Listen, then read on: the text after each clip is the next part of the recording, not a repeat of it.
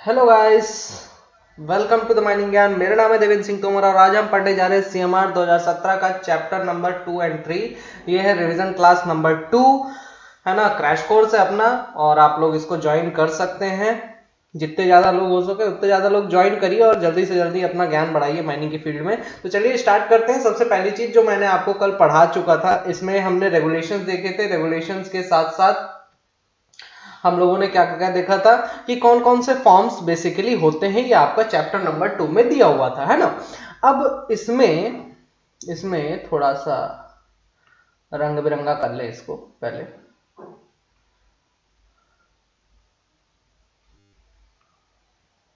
कौन अबे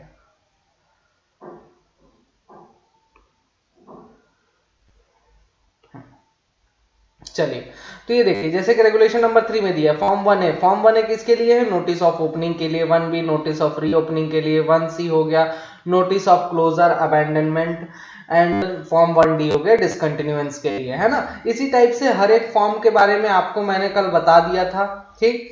अब इसके आगे जो है ये है टाइम पीरियड ऑफ नोटिस।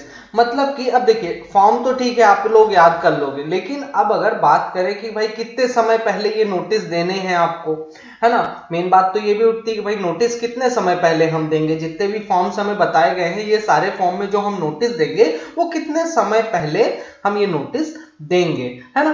तो इसमें सबसे पहले तो नोटिस ऑफ ओपनिंग की अगर हम बात करें तो नोटिस ऑफ ओपनिंग कितने समय पहले दी जाती है? जब भी आपका इंटेंशन हो कि हाँ मुझे अब माइंस खोलना है, तो माइंस खोलने के 1 महीने पहले, ठीक है, माइंस खोलने के 1 महीने पहले फॉर्म 1A में आपको क्या करना है? नोटिस दे देना है, ठीक है। किसे देंगे? CIM को देंगे, IBM कंट्रोलर को देंगे और DM को देंगे, डिस्ट्रिक्ट मजिस्ट्रेट को और रीजनल इंस्पेक्टर को देंगे, ठीक है। इन सभी को हम क्या करते हैं? फॉर्म 1A में नोटिस ऑफ ओपनिंग 1 महीने पहले दे देंगे, ठीक है। उसके बाद अगर हम एनुअल रिटर्न की बात करें तो एनुअल रिटर्न कब देना है? 1 फरवरी को देना है हर साल। 1 फरवरी को या 1 फरवरी के पहले आप दे सकते हो, ठीक है। किस फॉर्म में दोगे? फॉर्म 3 में। किसको दोगे?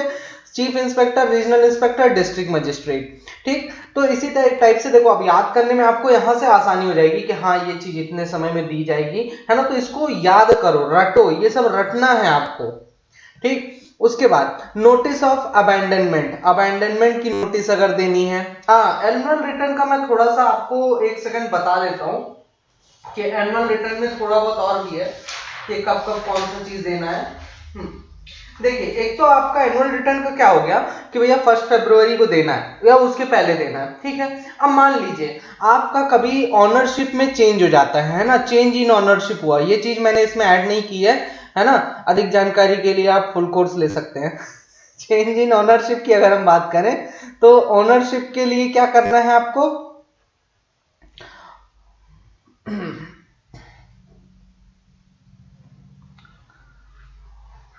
ऑनरशिप के लिए, ऑनरशिप जैसे ही चेंज होता है तो ऑनरशिप चेंज होने के 30 दिन के भीतर, है ना, विद इन जहां लिखा है, एक चीज याद रखो, जहां विद इन लिखा है तो मतलब कि वो चीज हो चुकी है उसके 30 दिन के भीतर। मतलब जैसे बोल दिया with in 30 days, change in ownership के विद इन 30 डेज आपको एनुअल रिटर्न देना है। तो इसका मतलब ये है कि ऑनरशिप चेंज हो चुकी है, मतलब एक ऑनर से दूसरे ऑनर का आपका क्या हो चुका है? ट्रांसफर हो चुका है। अब उसके 30 दिन के भीतर होने के 30 दिन होने के बाद की बात है ना। 30 दिन के भीतर आपको क्या करना है? एनुअल रिटर्न जमा कर देना है, ठीक है। अगर माइंस में कभी गलती से अबैंडनमेंट हो जाता है या फिर क्लोजर हो जाता है, ठीक है, अबैंडनमेंट और क्लोजर के भी कितने दिन के भीतर? 30 दिन के भीतर, ठीक है। इसमें भी 30 डेज रहेगा, तो ये याद रखने में आपको आसानी होगी, 30 डेज, ठीक है। और उसके बाद अगर हम बात कर ले कि इसकी अबैंडनमेंट क्लोजर हो गया, तीसरा कौन सा हो जाता है? डिसकंटिन्यूएंस हो जाता है। तो डिसकंटिन्यूएंस के 90 दिन के भीतर। क्यों डिसकंटिन्यूएंस का? देखिए एक सिंपल फंडा याद रखिए डिसकंटिन्यूएंस का, कि डिसकंटिन्यूएंस का जो टाइम पीरियड रहता है उसे हम 60 दिन मान के चलते हैं कि माइंस जो है 60 दिन तक बंद रहे, तब हम उस पर कोई एक्शन लेते हैं, ठीक है। 60 दिन या उससे ज्यादा के लिए बंद रहे, उससे पहले हम उसमें कोई एक्शन लेना ठीक नहीं समझते हैं। तो मान लीजिए कोई माइंस अगर 60 दिन के लिए बंद रह गई, है ना। जस्ट सपोज दैट कोई माइंस 60 दिन या उससे ज्यादा समय के लिए बंद हो गई है, तो जैसे ही 60 दिन पूरे होते हैं उसके 30 दिन के भीतर, तो इसीलिए डिसकंटिन्यूएंस जब होता है तो डिसकंटिन्यूएंस में कितना बोल दिया कि 90 दिन के भीतर आपको जमा करना है, आप कभी भी कर सकते हैं, है ना। इसमें आपको लंबा समय दे दिया एनुअल रिटर्न जमा करने के लिए, क्योंकि देखिए कंफर्म नहीं रहता ना कि यार 60 दिन तक हमारा बंद रहेगा कि नहीं रहेगा, है ना, कितने दिन तक बंद रहेगा, कुछ भरोसा नहीं रहता डिसकंटिन्यूएंस में। तो डिसकंटिन्यूएंस के केस में क्या बोल दिया कि भैया आप 90 दिन का टाइम पीरियड है, आप कभी भी जमा कर दो, है ना। तो जैसे ही 60 दिन आपके कंप्लीट होते हैं, आपका डिसकंटिन्यूड रहा माइंस, तो 60 दिन के बाद आपके पास 30 दिन का टाइम और बचेगा, तो 30 दिन के भीतर भीतर आप जमा कर दोगे, तो टोटल कितने हो गए, 90 डेज हो गए, ठीक है। तो इस तरीके से इस चीज को ध्यान में रखना। डिसकंटिन्यूएंस का केस याद रखना, हमेशा 60 डेज का पीरियड अलग से लेके चलते हैं अपन। अब देखिए अगली चीज है कि आफ्टर अबैंडनमेंट, देखिए अब आपने एक तो जमा किया 30 दिन पहले, है ना, ये देखिए यहां ऊपर, इनको याद रखिएगा, कहां गया, हाँ 30 डेज बिफोर, जब आपका मतलब ये अबैंडनमेंट क्लोजर है ना होने वाला हो, अबैंडनमेंट क्लोजर या फिर डिसकंटिन्यूएंस होने वाला हो, आपको पता है कि हाँ ये चीज होनी है, तो हमने 30 दिन पहले एक जमा कर दिया। फॉर्म 1C में क्या हो जाएगा, अबैंडनमेंट और क्लोजर, 1D में क्या हो जाएगा, आपका डिसकंटिन्यूएंस का हो जाएगा, ठीक है, 30 दिन पहले। अब जैसे ही आपका क्या होता है, अबैंडनमेंट क्लोजर या फिर डिसकंटिन्यूएंस जब हो जाता है, अबैंडनमेंट क्लोजर और डिसकंटिन्यूएंस जब हो जाता है, आफ्टर, इसीलिए इसमें क्या लिखा है, आफ्टर, ठीक है। तो इसके होने के बाद 7 दिन के भीतर फिर से आपको इन्हीं फॉर्म्स में किसको नोटिस भेजना है, CIM, RIM और DM के लिए, DM को, ठीक है। ये होने के बाद 7 दिन के भीतर, ठीक है, ये होने के बाद ये मतलब अबैंडनमेंट क्लोजर और डिसकंटिन्यूएंस होने के बाद 7 दिन के भीतर हमें क्या करना है, इनको नोटिस भेज देना है इन्हीं फॉर्म्स में भर के, ठीक है। तो 2 बार आपको यहाँ पे फॉर्म्स जमा करने पड़ते हैं, ठीक है, नोटिस भेजना पड़ता है। अब मान लीजिए माइंड से आपने बंद, अभी तो चलो एक बार खोली फिर बंद किया, ओनरशिप चेंज के केस में 30 दिन के भीतर, जैसे ओनरशिप चेंज होता है तो उसके 30 दिन के भीतर आपको क्या करना रहेगा कि आपको सबमिट करना रहेगा अपना ये, ठीक है, मतलब एनुअल रिटर्न सबमिट करना पड़ेगा, ठीक है। चलो, और नोटिस ऑफ रीओपनिंग की अगर हम बात करें तो मतलब कि एक बार माइंस खोला, फिर हमने बंद किया, अब दोबारा से हम खोल रहे हैं, किसी अबैंडनमेंट क्लोजर या डिसकंटिन्यूएंस के बाद हम दोबारा खोलने जा रहे हैं, मतलब कि हमारे दिमाग में अभी ये चीज आ गई कि हमें ये माइंस दोबारा खोलनी है। तो जब ये माइंस आप दोबारा खोलने का सोचते हैं, और जिस दिन खोलना है माइंस को, जिस दिन दोबारा से रीओपन करना है, उस रीओपन वाले डेट से 30 दिन पहले, 30 डेज बिफोर, 30 दिन पहले आपको क्या करना पड़ेगा, फॉर्म 1B में एक नोटिस भेज देना है। तो वही था notice of reopening, form 1B, कितने दिन पहले, 30 दिन पहले। किसको भेजना है, CIM, RIM और DM को भेज देना है, ठीक है। देखा कितना मन लगा के मैं बनाया हूं इस बार, तुम लोगों के लिए मैं कुछ भी कर सकता हूं यार। चलो, notice of change in ownership, अब आपके माइंस का ओनरशिप चेंज होना है, ठीक है, ओनरशिप चेंज होने जा रहा है, या फिर उसके एड्रेस में कहीं आपका माइंस का एड्रेस, माइंस में किसी ऑफिशियल का एड्रेस चेंज होना है ना, तो उस केस के लिए IBM की बात नहीं किया है इसमें, मैंने जिस बुक से लिया है रेफरेंस चंद्रभान, उसमें IBM का नहीं लिखा था, इसलिए मैंने नहीं दिया इसमें, ठीक है। तो notice of change in ownership and address and appointment of agent, manager etcetera, ठीक है, चाहे चेंज इन ओनरशिप हो, चाहे किसी भी चीज का एड्रेस में चेंज हो, या फिर मतलब किसी भी चीज का नहीं, मतलब कि एजेंट, मैनेजर, इनके एड्रेस चेंज होते हैं, या फिर ओनर के एड्रेस चेंज होते हैं, या फिर चाहे किसी के अपॉइंटमेंट की बात करें, है ना, चाहे मैनेजर हो, एजेंट हो, किसी की भी अपॉइंटमेंट की अगर हम बात करते हैं, या फिर आपका बात करिए, हाँ PDF मिल जाएगा बस तुरंत, एकदम बहुत तेज हो इस चीज में।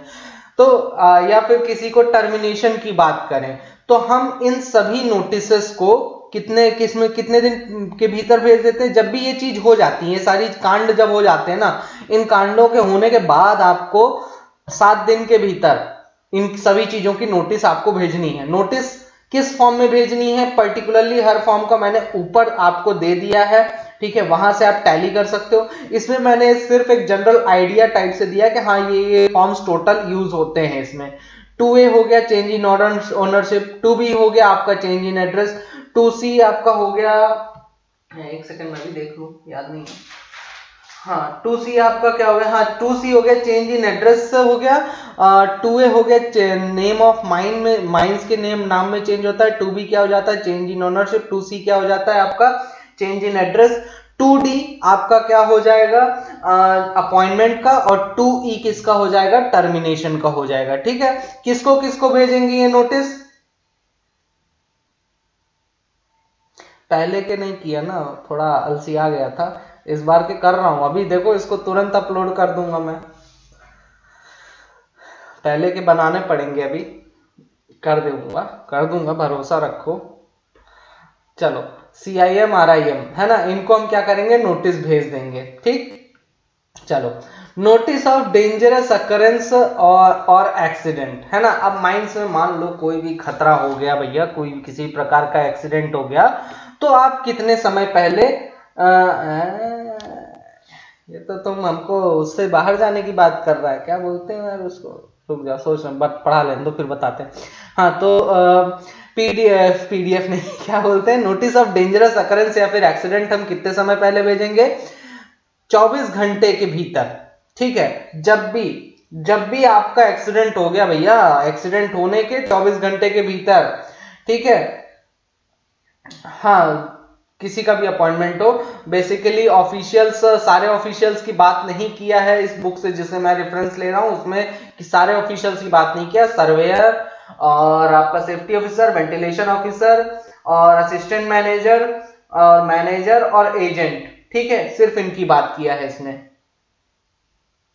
ठीक, चलो नोटिस ऑफ डेंजरस अकरेंस या फिर एक्सीडेंट क्या हो जाता है, चलो लास्ट में डाउट्स पूछ लेना। ठीक है, लिखते जाओ एक रफ कॉपी में अपने अपने doubts.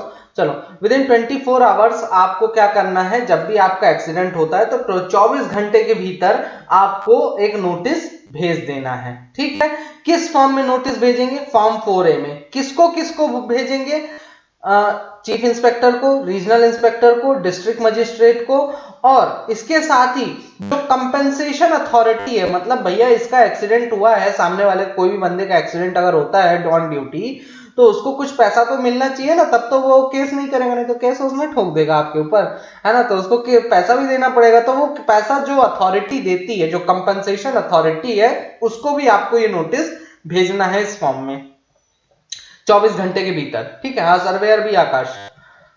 Particulars of every person killed और इंजर्ड। अब आपके माइंड्स में जो एक्सीडेंट हुआ है, उस एक्सीडेंट में आखिर कितने बंदों की डेथ हुई है या फिर कितने बंदे जो हैं तो इंजर्ड हुए हैं, उसका भी आपको एक डिटेल भेजना पड़ेगा। एक तो एक्सीडेंट हुआ है, इसकी तो रिपोर्ट, इसकी नोटिस तो तुरंत भेजनी है। दूसरा चीज, कितने मरे हैं या फिर कितने घायल हुए हैं, इसकी नोटिस आपको फॉर्म 4B में कब, कितने दिन के भीतर, 7 दिन के भीतर भेजना है। किसको भेजना है, chief inspector, regional inspector, district magistrate. क्या हाँ हमारी माइंस में ये जो एक्सीडेंट हुआ था जिसके बारे में हमने अभी नोटिस भेजा था आपको, तो 7 दिन के भीतर आप एक दोबारा नोटिस भेजेंगे फॉर्म 4B में कि हाँ इतने लोग मरे हैं या फिर इतने लोगों की इतने लोग घायल हुए हैं। ठीक है, अब मान लीजिए कोई इंजर्ड पर्सन है, वो मतलब घायल हुआ था इस एक्सीडेंट में, अब कुछ समय बाद वो इंजर्ड पर्सन ड्यूटी में वापस आएगा, है ना, आएगा कि नहीं आएगा।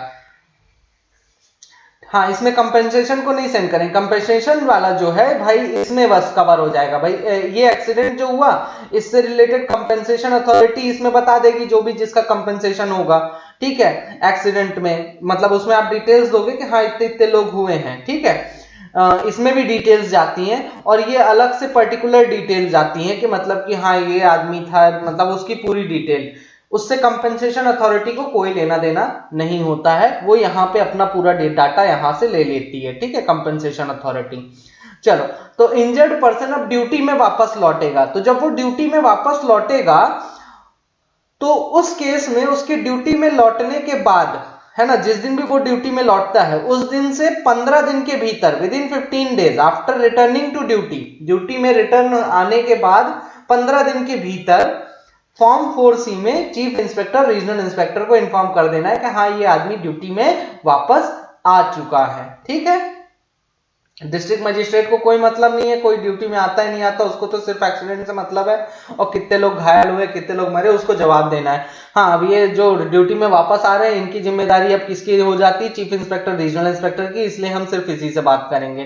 ठीक है, तो ये घटते क्रम में याद रख सकते हो आप कि एक्सीडेंट हुआ तो सबको इन्फॉर्म किया, फिर जब बात आई कि हाँ कितने मरे या फिर कितने बचे तो उसकी बात आई तो फिर सिर्फ एक कंपनसेशन अथॉरिटी को नहीं इंक्लूड किया। जब बात आती कि हाँ इतने लोग ड्यूटी में लौटे तो उस केस में हम चीफ इंस्पेक्टर रीजनल इंस्पेक्टर तक बस सीमित रह जाते हैं। ठीक है, अब मान लीजिए आपके माइंस में कहीं पे कोई नोटिफाइड डिजीज मिली है ना। नोटिफाइड डिजीज मतलब कि जो कि आपको माइंड रूल्स 1955 में बताया गया है शायद, याद नहीं है, मैं देख के एक बार कंफर्म कर दूंगा, देख ही लेता हूँ लाइन में, है ना, धीरे धीरे तब तक पढ़ाते पढ़ाते।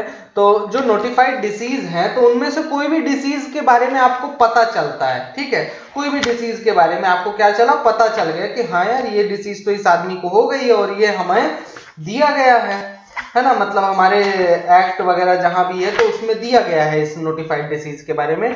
तो आप क्या करोगे उस केस में 3 दिन के भीतर, जिस दिन भी आपको जानकारी मिलती है तो 3 दिन के भीतर आप क्या करते हो, ये नोटिस फॉर्म 5 में आप भेज देते हो। किसको किसको भेजोगे, चीफ इंस्पेक्टर को भेज दोगे, रीजनल इंस्पेक्टर को, और चीफ इंस्पेक्टर हो गया, रीजनल इंस्पेक्टर हो गया, डिस्ट्रिक्ट मजिस्ट्रेट हो गया, और इंस्पेक्टर ऑफ माइंस जो मेडिकल का इंस्पेक्टर होता है उस मेडिकल वाले इंस्पेक्टर को, भाई साहब को भी भेज देना है ना। तो वो भी आके इंस्पेक्शन वगैरह अपना जो भी करना होगा तो उनको करेंगे। ठीक है, ये आपका पता है किसमें दिया, occupational safety health and working conditions code 2020 इसमें दिया है आपको। नोटिफाइड डिसीज की अगर हम बात करें तो इसमें आपके कौन कौन से डिसीज हो गए, ध्यान से सुन लीजिए, silicosis, pneumoconiosis, coniosis, manganese poisoning, cancer of lungs, stomach, pleura and peritoneum. ठीक है, asbestosis, noise induced hearing loss, contact dermatitis caused by contact with chemicals, and pathological manifestations due to radium or radioactive substances। तो ये लिख लेना है ना, दोबारा से जब वीडियो अपलोड हो जाएगा रिकॉर्डेड वीडियो तो वहां से जाके आप ये सारे डिसीजेस के नाम लिख लेना, मैं बता चुका हूं। हाँ, जिस मैनेजर के पता चलने के 3 दिन के भीतर। ठीक है, तो किसको किसको देना है आपको, chief inspector, regional inspector, district magistrate, inspector of mines जो कि मेडिकल का इंस्पेक्टर होगा, और कंपनसेशन अथॉरिटी को भी बताना है कि हाँ इसे पैसा दो। मुंह बंद करो इसका।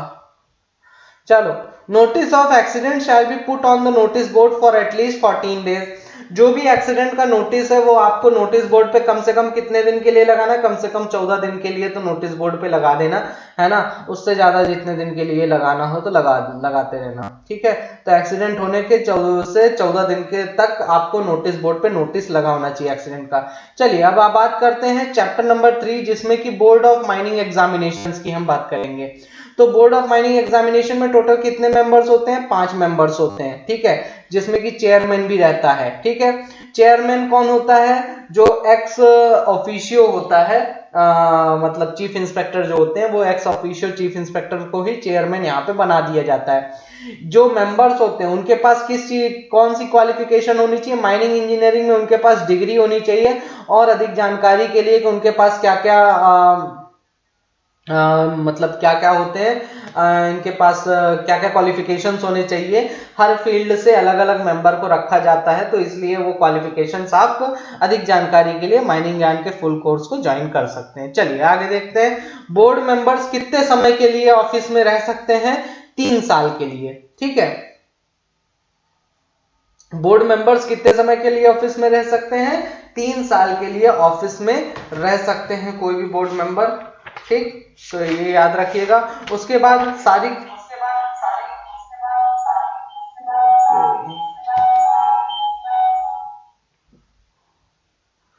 उसके बाद सारी की सारी मीटिंग्स जो हैं कहां पे होती है बोर्ड मेंबर्स की, सारी की सारी मीटिंग, हाँ सॉरी ये इंक्लूडिंग चेयरमैन नहीं है, सही बोले क्या आकाश, इंक्लूडिंग चेयरमैन नहीं है, ये चेयरमैन अलग है, ठीक है, यहाँ पे एक्सक्लूडिंग चेयरमैन कर दो, चाहे एक्सक्लूडिंग मैं इसको सही कर दूंगा, एक्सक्लूडिंग चेयरमैन, मतलब 5 मेंबर्स अलग से होंगे और इसमें चेयरमैन अलग होगा तो टोटल 6 मेंबर्स हो जाएंगे, ठीक है, एक्सक्लूडिंग चेयरमैन है। चलो, तो अब इसमें क्या करते हैं, ऑल जो मीटिंग्स होंगी किसकी, बोर्ड ऑफ माइनिंग एग्जामिनेशन की जो मीटिंग्स होंगी ये कहां पर होंगी, सारी की सारी धनबाद में होती हैं, ठीक है। मीटिंग की कोई भी अगर मीटिंग कंडक्ट कराने जा रहे हैं बोर्ड ऑफ माइनिंग एग्जामिनेशंस वाले, तो ये मीटिंग जो है, तो इस मीटिंग के 10 दिन पहले हर एक मेंबर को एक नोटिस भेजा जाएगा कि हाँ मीटिंग इस दिन इस जगह पे इस समय पर हो रही है, ठीक है। और अगर किसी भी कोई भी मीटिंग में अगर आपको ट्रांजैक्टिंग करना है इनको, मतलब कि कोई भी मीटिंग, हाँ 10 दिन के पहले, 10 दिन से कम टाइम पीरियड नहीं होनी चाहिए, 10 दिन पहले, इसीलिए मैंने लिख दिया टू द पॉइंट शॉर्ट में, है ना। चलो, तो अब बात करते हैं कि कोई भी मीटिंग अगर कंडक्ट हो रही है तो मीटिंग कंडक्ट करने के लिए कम से कम 3 मेंबर्स तो होने चाहिए, जिसमें कि चेयरमैन इंक्लूडेड रहेगा, मतलब चेयरमैन इसमें इंक्लूडेड रहता है, ठीक है, कि एक चेयरमैन हो गया, 2 मेंबर्स और कम से कम होने चाहिए, 3 मेंबर्स टोटल होने चाहिए, तब जाके कोई भी मीटिंग कंप्लीट कर सकते हैं, नहीं तो आपको मीटिंग क्या कर देना है, पोस्टपोन कर देना है। तो मीटिंग मैक्सिमम कितने समय के लिए पोस्टपोन हो सकता है, 7 दिन के लिए। कोई भी मीटिंग को अगर पोस्टपोन ये लोग करेंगे भी तो 7 दिन के लिए मैक्सिमम पोस्टपोन कर सकते हैं, ठीक है। एडजर्न्ड लिखा है बुक में, तो अगर मान लीजिए 7 दिन बाद संडे फंस गया तो उस केस में क्या कर देंगे कि संडे के जस्ट अगले दिन मंडे को मीटिंग कर लेंगे। मान लो मंडे को किसी भी कारण से पब्लिक हॉलीडे है तो उसके ट्यूसडे को, उसके जस्ट अगले दिन ट्यूसडे को कर लेंगे। तो इस टाइप से रहता है, मैक्सिमम 7 दिन के लिए हम मीटिंग को पोस्टपोन कर सकते हैं, ठीक है। तो ये चीज आप याद रखिएगा। Application for any examination shall be given at least 60 days before from the date of examination. अब देखिए, कोई भी एग्जामिनेशन है कंडक्ट कराने जा रहे हैं तो ऐसा तो नहीं होना चाहिए ना कि भैया आज एप्लीकेशन दिया, 1 महीने के अंदर अंदर पेपर कंडक्ट करा देंगे, ऐसा नहीं केस होना चाहिए किसी के साथ, ठीक है। नहीं, उस दिन तो पब्लिक हॉलीडे है, उस दिन क्या मीटिंग, उस दिन सब झंडा फहराएंगे यार। चलो आगे देखते हैं। हाँ, तो इसी के लिए रेगुलेशन में क्या बोल दिया कि बोर्ड जो है कोई भी एग्जामिनेशन कंडक्ट कराने अगर जा रहा है तो कम से कम 60 दिन का गैप रखे, एप्लीकेशन फिलिंग से लेके एग्जामिनेशन डेट के बीच तक का जो गैप होना चाहिए कम से कम 60 दिन का होना चाहिए। मैक्सिमम कितने भी दिन का रख सकते हैं, बट कम से कम 60 दिन का तो गैप इसके बीच में रखें, ठीक है। दूसरी चीज कि किस दिन एग्जामिनेशन होना है और कहां पर एग्जामिनेशन होगा, इसकी भी नोटिस, जो एग्जामिनेशन की डेट है, जो भी आपका एग्जामिनेशन का डेट है उसके कम से कम 60 दिन के पहले आपको बता देना है कि हाँ इस जगह पे एग्जामिनेशन आपका होगा। ये नहीं कि 1 दिन पहले बता रहे हो, है ना, या फिर मान लो 10 दिन पहले बता रहे हो, ऐसा नहीं करना, कम से कम 60 दिन पहले बता दो ताकि सामने वाला रिजर्वेशन तो कर ले, ठीक है, इसलिए ऐसा कर रहे हैं। हाँ, अब किसी भी एग्जामिनेशन के लिए अगर कोई अप्लाई करना चाहता है तो उसको कम से कम उसकी एज कितनी होनी चाहिए, 20 साल एज होनी चाहिए, ठीक है। अब अगर कोई बंदा मैनेजर सर्टिफिकेट के लिए अप्लाई करेगा, ठीक है, मैनेजर सर्टिफिकेट के लिए अप्लाई करेगा या सर्वेयर सर्टिफिकेट के लिए अप्लाई करना चाह रहा है, एग्जाम देना चाह रहा है, या फिर ओवरमैन सर्टिफिकेट या फिर सरदार सर्टिफिकेट, इनके लिए अप्लाई करना चाह रहा है, तो बेसिकली उसके पास कौन कौन से सर्टिफिकेट्स, डॉक्यूमेंट्स क्या क्या वो सबमिट करेगा, है ना, जो प्रायोरिटी बेसिस है। एक तो फर्स्ट एड सर्टिफिकेट होना चाहिए, किस कंपनी का, Saint John's ambulance association India की कंपनी का क्या होना चाहिए, फर्स्ट एड सर्टिफिकेट होना चाहिए बंदे के पास, आपके पास, ठीक है। दूसरा, एज वेरिफिकेशन के लिए आप एक सर्टिफिकेट देंगे, 10th की मार्कशीट दे सकते हैं जो कि आपके हेडमास्टर द्वारा वेरीफाइड होगा, या फिर आप कोई भी एक सर्टिफिकेट अपने हेडमास्टर या फिर प्रिंसिपल से जाके बनवा सकते हैं अगर आपके पास 10th का सर्टिफिकेट नहीं है तो, कि हाँ मुझे वेरीफाई कर दीजिए मेरा एज इतनी ही है, ठीक है। उसके अलावा मेडिकल सर्टिफिकेट आपको देना होगा। मेडिकल सर्टिफिकेट का टाइम पीरियड आप मुझे बताइए कि एग्जाम के लिए अप्लाई करते हैं, मैंने लिख ही दिया है, कैरेक्टर सर्टिफिकेट होना चाहिए, है ना। तो मेडिकल सर्टिफिकेट जिस दिन आप एप्लीकेशन भर रहे हैं तो उसके 1 साल के पहले, ठीक है, अगर 1 साल से ज्यादा पुराना मेडिकल सर्टिफिकेट हो तो नहीं यूज होगा, कम से कम 1 साल पुराना, 1 साल के भीतर का होना चाहिए, 1 साल से ज्यादा का नहीं होना चाहिए, not more than 1 year prior to the date of his application. ठीक है, अब अगर हम मैनेजर की बात करें कि मैनेजर को क्या क्या प्रैक्टिकल एक्सपीरियंस चाहिए, ठीक है, तो अगर मान लो कोई मैनेजर के लिए अप्लाई करना चाहता है, फर्स्ट क्लास मैनेजर के लिए सर्टिफिकेट के लिए अप्लाई करना चाहता है, तो उसके पास हाँ कैरेक्टर 6 मंथ्स का होता है। तो अगर नॉन डिग्री या नॉन डिप्लोमा होल्डर है, ठीक है, मतलब कि ना डिग्री किया है ना डिप्लोमा, डायरेक्ट फील्ड से आया है जो बंदा, उसको 6 साल का एक्सपीरियंस चाहिए। ठीक है, और अगर कोई सेकेंड क्लास मैनेजर सर्टिफिकेट के लिए अप्लाई कर रहा है तो उसको 5 साल का एक्सपीरियंस चाहिए। ठीक, तो मतलब बेसिकली 5 साल बाद वो सेकंड क्लास के लिए अप्लाई कर देगा, उसके बाद 1 साल का और एक्सपीरियंस लेके सामने वाला किसके लिए अप्लाई कर देगा, फर्स्ट क्लास मैनेजर सर्टिफिकेट के लिए अप्लाई कर देगा। ठीक है, अगर माइनिंग डिप्लोमा होल्डर है कोई, ठीक है, अगर कोई माइनिंग डिप्लोमा होल्डर है तो अगर वो फर्स्ट क्लास मैनेजर सर्टिफिकेट के लिए अप्लाई कर रहे हैं तो 5 साल का एक्सपीरियंस चाहिए, और सेकंड क्लास मैनेजर सर्टिफिकेट के लिए अप्लाई कर रहे हैं तो 4 साल का एक्सपीरियंस चाहिए। तो क्या मतलब हो गया कि भैया 4 साल का, जैसे ही डिप्लोमा होल्डर को 4 साल का एक्सपीरियंस होता है वो सेकंड क्लास के लिए अप्लाई कर दें, और उसके बाद 1 साल बाद 1 साल और वेट करें, 1 साल का और एक्सपीरियंस लें, फिर तुरंत बाद किसके लिए अप्लाई कर दें, फर्स्ट क्लास के लिए अप्लाई कर सकते हैं। तो 5 साल, 4 साल इसका, 1 साल इधर और ले लिया तो 5 साल पूछ गए। ठीक है, तो इस तरीके से आपको पुजाना है। ठीक, हाँ, अब डिग्री होल्डर है तो डिग्री होल्डर के पास तो कॉलेज से निकला नहीं कि उसको तुरंत ही सेकंड क्लास मैनेजर सर्टिफिकेट मिल जाता है, वो मतलब है रहता ही है उसके लिए, है ना, 1 साल का एक्सपीरियंस फिर भी चाहिए रहता है, हमारे माइंस का जो है नियम है ना, बाकी इसमें दिया नहीं है रेगुलेशन में।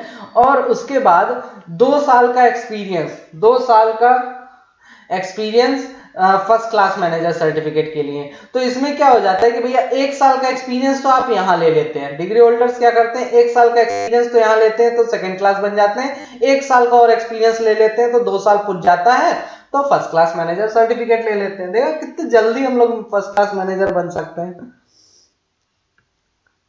चलो आगे देखते हैं, practical experience for surveyor certificate. देखो मैंने यहाँ पे अदर्स लिखा है, मतलब कि जो फील्ड से आ रहे हैं उनके लिए मैंने यहाँ पे अदर्स लिखा है। ठीक है, तो ये चीज आप ध्यान में रखिएगा जब पीडीएफ पढ़ेंगे तो जो सर्वेयर सर्टिफिकेट के लिए अप्लाई कर रहे हैं, तो जो मतलब किसी फील्ड से आ रहे हैं तो उनको कम से कम 2 साल का एक्सपीरियंस चाहिए, है ना, और कोई अगर इंस्टीट्यूशन से पढ़ के आ रहा है तो वो 6 महीने का एक्सपीरियंस लेके तुरंत ही सर्वेयर सर्टिफिकेट के लिए अप्लाई कर सकते हैं। ठीक है, अगर हम बात करें सरदार सर्टिफिकेट के लिए तो जो फील्ड से आ रहे हैं उनको 3 साल का एक्सपीरियंस चाहिए, और अगर कोई डिप्लोमा होल्डर है वो 1 साल के भीतर 1 साल का एक्सपीरियंस यूज करके सरदार का सर्टिफिकेट के लिए अप्लाई कर सकते हैं। ठीक है, मतलब 2 साल उसने कहाँ बिताए, डिप्लोमा होल्डर ने 2 साल अपना बिता लिया वहां पे क्या कहते हैं इंस्टीट्यूट में, 2 साल के बाद 1 साल का कहीं भी एक्सपीरियंस ले लिया तो कर लिया काम, है ना, पीडीपीटी करने के बाद 3 साल होता है वैसे तो डिप्लोमा। चलो, practical experience for engine driver certificate, है ना, कम से कम 2 साल, लेकिन रेगुलेशन में क्या लिखा है कम से कम 2 साल का तो डिप्लोमा किया हो। ठीक है, तो ये चीज उसमें रेगुलेशन में बोल के रखा है। Practical experience for engine driver certificate, engine driver certificate के लिए अगर प्रैक्टिकल एक्सपीरियंस की बात करें तो 1 साल का एक्सपीरियंस चाहिए कम से कम।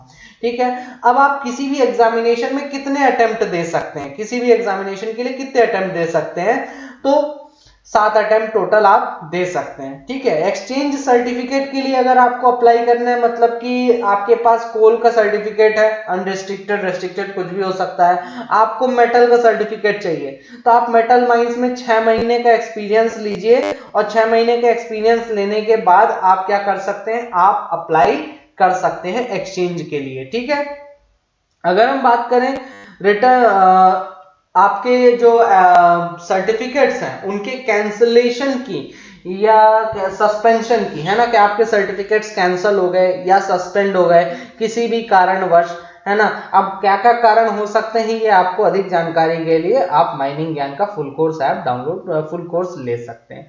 चलिए आगे देखते हैं, सारे एग्जाम्स के 7 अटेम्प्ट हैं, ज्यादा ना पढ़ना। अरे ये जो एग्जाम सर्टिफिकेट के जो एग्जाम्स हैं,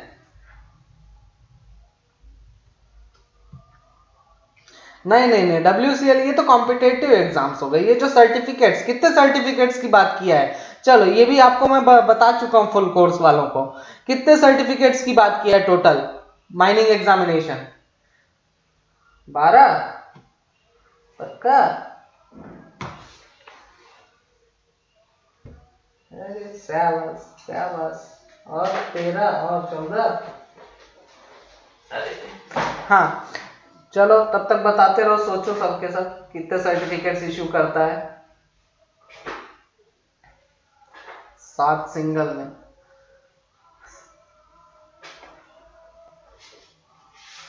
और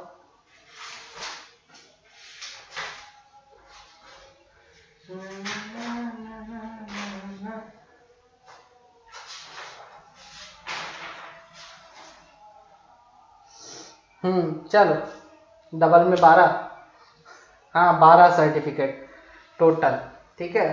अरे इंजन ड्राइवर सर्टिफिकेट और गैस टेस्टिंग सर्टिफिकेट सब इंक्लूडेड 12, सब को मिला के 12 टोटल होते हैं, ठीक है। तो टोटल 12 सर्टिफिकेट्स इशू करते हैं। इन सारे सर्टिफिकेट्स के एग्जामिनेशन के लिए बात कर रहा है ये, के 7 अटेम्प्ट है, ठीक है। चलो आप अब अगर सस्पेंड हो जाता है आपका सर्टिफिकेट, क्या होता है बाई चांस आपने कुछ गड़बड़ की, सस्पेंड हो गया आपका सर्टिफिकेट, बोर्ड की मीटिंग बैठी, किसी इंस्पेक्टर ने आपके ऊपर इंक्वायरी बैठा दी, सर्टिफिकेट कैंसिल हो गया या सस्पेंड हो गया, आपको नौकरी से निकालने की बात होने लगी, ठीक है। तो उस केस में फर्स्ट एड नहीं, फर्स्ट एड की बात अलग है यार, फर्स्ट एड इसमें इंक्लूडेड नहीं है।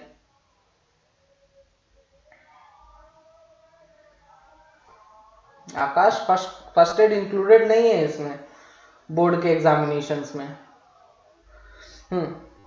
चलो तो आप क्या कर सकते हो कि आपको मतलब आपके ऊपर इंक्वायरी बैठी है, ठीक है, आपके ऊपर इंक्वायरी बैठी है।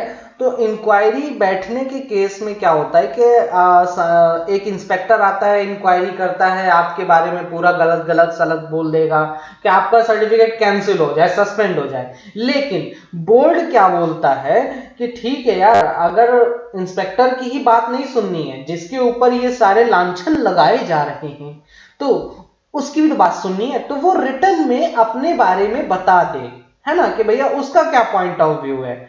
तो वो अपना पॉइंट ऑफ व्यू कैसे बताएगा, वो भी क्या करेगा, रिटर्न में एक अपना रिप्रेजेंटेशन देगा, ठीक है, रिटर्न में एक अपना रिप्रेजेंटेशन सबमिट करेगा।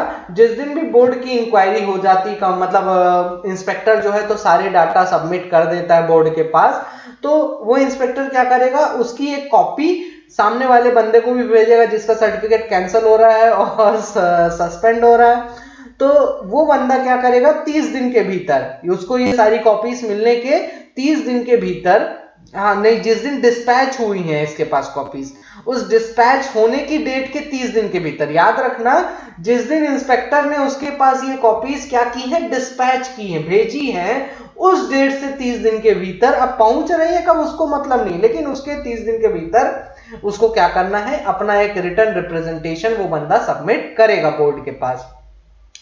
बोर्ड का मान लीजिए कोई डिसीजन आ गया, अब बोर्ड का वो डिसीजन क्या है, सेहत के लिए हानिकारक है, मतलब कि उसने बोर्ड ने क्या किया, डिसाइड किया कि आपका सर्टिफिकेट कैंसिल किया जाए या आपको सस्पेंड कर दिया जाए। तो उस केस में अगर आपको ये डिसीजन नहीं पसंद आया, है ना, तो आप क्या करोगे, आप सेंट्रल गवर्नमेंट को अपील कर सकते हो। तो सेंट्रल गवर्नमेंट को अपील कितने दिन के भीतर करना है, जिस दिन भी बोर्ड का जो ऑर्डर आया है उसके 30 दिन के भीतर आपको सेंट्रल गवर्नमेंट को आप अपील कर सकते हो, ठीक है। अब बात करते हैं कि मैनेजर ऑफिशियल्स हो गए, जितने भी मैनेजर हो गए, जितने भी ऑफिशियल्स हो गए, और वाइंडिंग इंजन मैन हो गए, है ना, इन्हीं के पास तो सर्टिफिकेट रहते हैं और किसी के पास तो सर्टिफिकेट्स रहते नहीं है। इतने ही हैं जिनके पास सर्टिफिकेट्स हैं, जो सर्टिफिकेट के दम पे एकदम धुआं दिए रहते हैं। तो इनके जो सर्टिफिकेट्स की वैलिडिटी होती है कितने साल तक के एज के लिए होती है, 70 ईयर्स, है ना। 70 साल के जब हो जाते हैं तो इनके सर्टिफिकेट्स इनवैलिड हो जाएंगे,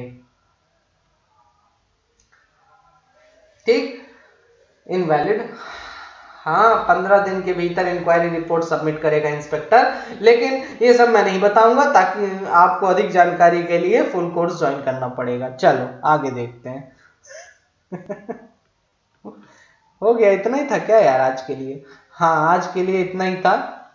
ठीक है, तो आज के लिए इतना ही मेरे दोस्तों। अधिक जानकारी के लिए देखते रहिए माइनिंग ज्ञान। तब तक के लिए all the best and thank you so much.